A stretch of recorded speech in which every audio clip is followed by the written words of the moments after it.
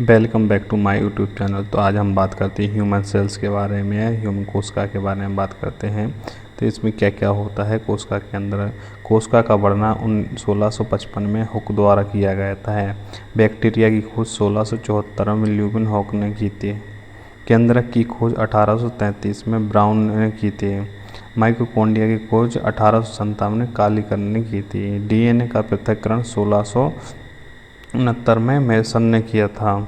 Golgi तंत्र का क्या होता है, खोज 1898 में गोल्गी ने की थी। सीमेंस की खोज 1939 में माइक्रो ने की थी। डीएनए का संरचना 1953 में बटसन क्रेंक द्वारा किया गया था इसकी खोज।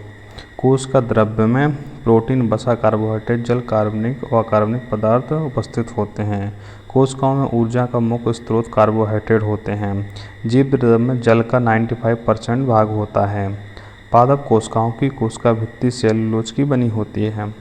प्राणी में कोशिका भित्ति अनुपस्थित होती है। जो प्राणी होते हैं उसमें कोशिका भित्ति अनुपस्थित होती है।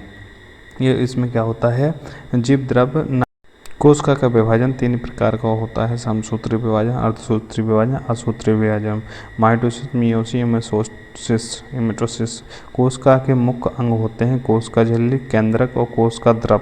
कोशिका झिल्ली बनी होती है वसा एवं प्रोटीन की बनी होती है। कोशिका झिल्ली अर्धपारगम होती है। केंद्रक कोशिका की समस्त जैविक क्रियाओं का नियमन करता है। केंद्रक में प्रोटीन 70%, फास्फोलिपिड 3.5% होता है, डीएनए 10% होता है। इस प्रकार आप डायग्राम में देख सकते हैं किस प्रकार से देख सकते हैं कि सेल का डायग्राम होता है। कोशिका का डायग्राम में क्या क्या होते हैं, इसके अंदर क्या पाए जाते हैं। Mitochondria, power house of cell. Mitochondria को कोशिका का पावर हाउस कहा जाता है। माइटोकॉन्ड्रिया में एटीपी के रूप में ऊर्जा का स्टोर किया जाता है। माइटोकॉन्ड्रिया जीवाणु और नील रहित सेल शैवालों को छोड़कर पौधे एवं प्राणियों के सभी सजीव कोशिकाओं में पाए जाते हैं।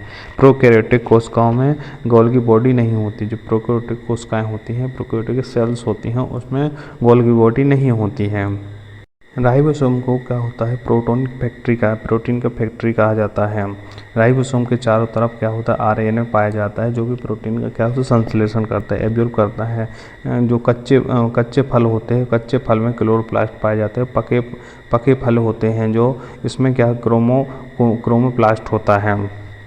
वैक्यूल में द्रव के रूप में पदार्थ भरा होता है जो जिसे हम क्या सेल शेप कहा जाता है, सेल्फ कहा जाता है। एंथोसाइफिन वर्णक की रिक्त का उपस्थित होने के कारण फूलों व फलों में विभिन्न रंग उत्पन्न हो जाते हैं जो जिसको वर्णक कहा जाता है। उसमें क्या होता है, विभिन्न रंग उस वर्णक में भर जाते हैं। केंद्रक में क्या होता है, केंद्रक में क्रोमोसोम नेटवर्क गुणसूत्र रूप में पाया जाता है। गोल्गी बॉडी कोशिका का ट्रांसपोर्टर कहलाता है। पादप कोशिका में क्लोरोप्लास्ट पाया जाता है, जंतु में नहीं। लाइसोसोम में हाइड्रोलिटिक एंजाइम पाए जाते हैं।